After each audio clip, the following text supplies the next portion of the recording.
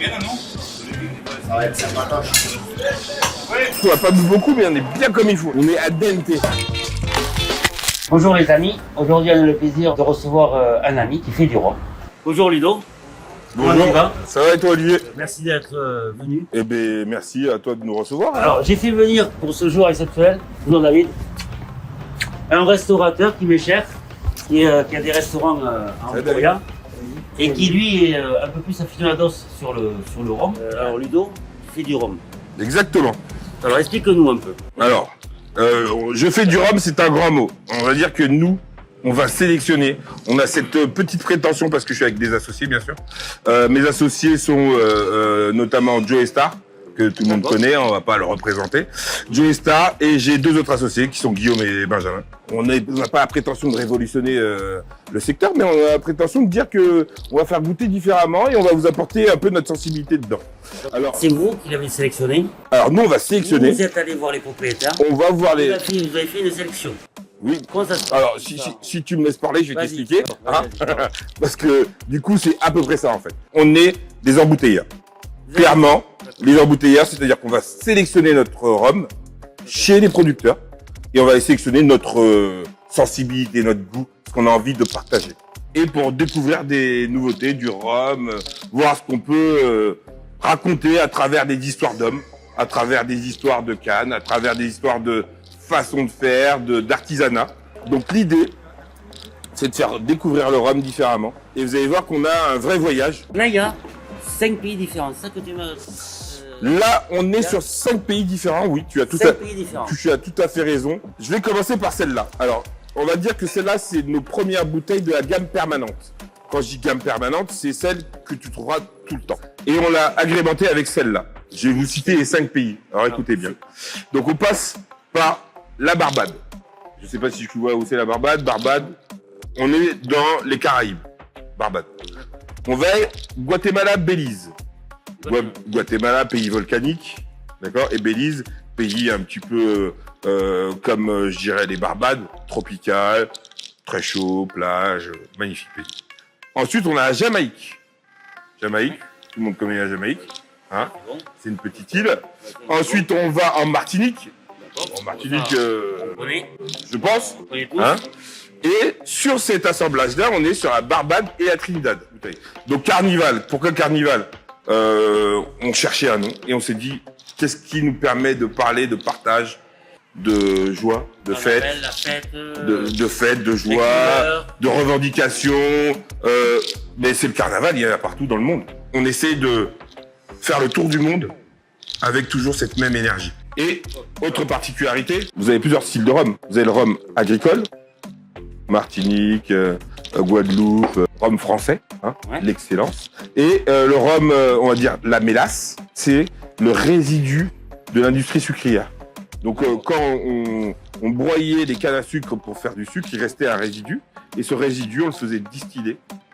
On le faisait d'abord fermenter et distiller pour pouvoir en faire du rhum. Donc il y a rhum agricole.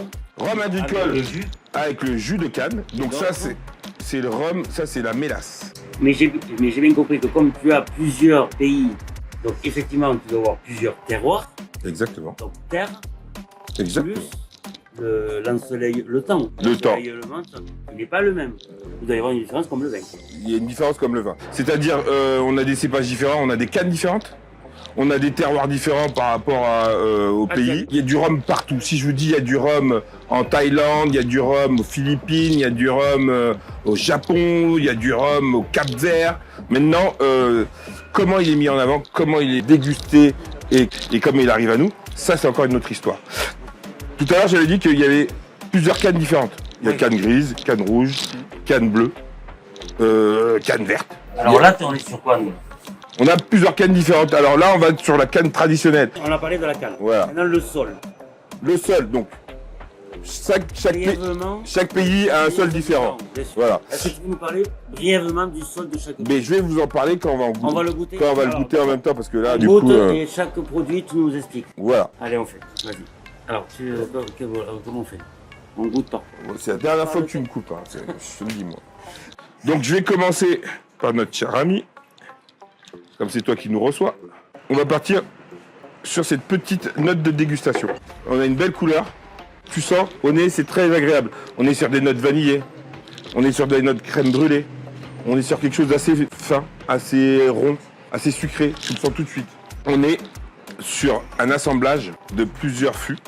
D'accord. Qui sont entre 3 et 6 ans. Alors, on va où? On va partir, on va rester dans les Barbades, mais on va aller chercher la Trinidad. Tu vois, ce côté gourmand qu'on avait, on le garde, mais on a une petite longueur en bouche qui je trouve plutôt intéressante. Donc un peu plus sec. Un peu plus sec. D'accord. Donc là, on est sur un truc qui est un peu plus complexe. Là, on monte en puissance. C'est exactement ce qu'on cherchait. C'est-à-dire que tu le sens, tu dis, ah, il est plus alcooleux. On sent l'alcool. Derrière, tu commences à boire. Tu sens cette tension qui va t'amener un peu plus loin. Tu as toujours cette rondeur qui vient t'enrober. On va l'avoir un peu plus en bouche quand on va le mixer, quand on va le mélanger avec d'autres arômes. La longueur de l'information. La longueur de l'information. Donc là, on a fait 2 pays déjà. On va partir sur Guatemala-Belize. Guatemala, c'est une terre très volcanique.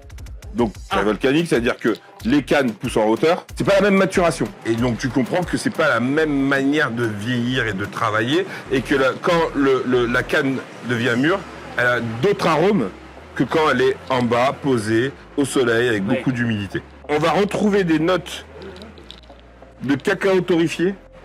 On va retrouver des notes de noix, fruits secs torréfiés. Et tu as bu? Ouais. Et ça, c'est très facile. Il n'y a pas le feu, il n'y a pas... Parce que comparé aux deux autres, il y a moins de feu en bouche. Et on sent que c'est à la hauteur. Ouais. On sent la hauteur du Guatemala, on sent la finesse aussi, et on sent la rondeur de Belize. Il y a aussi ce côté vanillé. Pourquoi ce côté vanillé? Parce qu'on est sur des anciens ex-fûts de Bourbon. C'est ce côté rond qu'on cherche, c'est ce côté vanillé. Et donc tu le sens tout de suite et ça t'emmène tout de suite en voyage. Tous les rhums arrivent blancs. D'accord? Tu le mets dans ton fût. Il prend de la couleur. Il prend de la couleur. C'est au bout de 3 ans qu'on appelle ça un rhum vieux. Le même rhum, tu le mets dans 2 fûts différents, un fût neuf, un fût vieilli un ex-fût de Bourbon, Ouais. tu as 2 patines et 2 vieillissements complètement différents. Et pourtant, c'est la même canne, c'est la même fermentation et c'est le même jus. Et le même fût. Et c'est les mêmes fûts. C'est comme le vin, c'est comme tout ce que tu fais virer en fût. Un fût, ça vit. Alors là, je vous emmène en Jamaïque. La Jamaïque, c'est un pays quand même qui est sulfureux, un pays avec beaucoup de revendications, un pays roots quoi. Et le rhum, il est comme les Jamaïcains. Il va être plein de complexité, il va avoir beaucoup d'arômes. Les arômes des Jamaïques, c'est les high ester parce qu'ils vont les pousser très loin en fermentation. Donc ils vont faire fermenter plus longtemps que les autres leur rhum, ce qui va leur donner beaucoup plus de goût. Alors le nez, qu'est-ce que vous en pensez déjà? C'est intéressant, c'est complexe. L'explosion là. Là par contre, il y a de la puissance. Et là, il y a de la puissance. C'est comme la Jamaïque, c'est un feu d'artifice au niveau du nez, mais maintenant on va le goûter au niveau du palais, vous allez voir. Putain, ouais, c'est crème brûlée, c'est... Crème brûlée, fruits surmûris, flambés. Moi, je trouve qu'en bouche, quand tu le prends, tu as une puissance beaucoup plus élevée que les autres.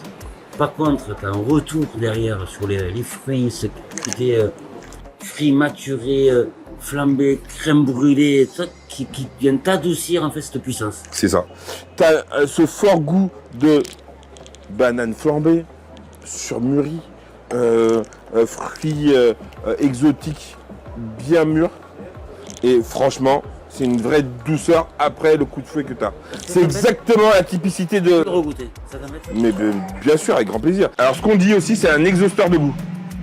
C'est-à-dire que, premièrement, si tu le mets dans un cocktail, tu vas le sentir tout de suite. Tu vas sentir la typicité du Jamaïque.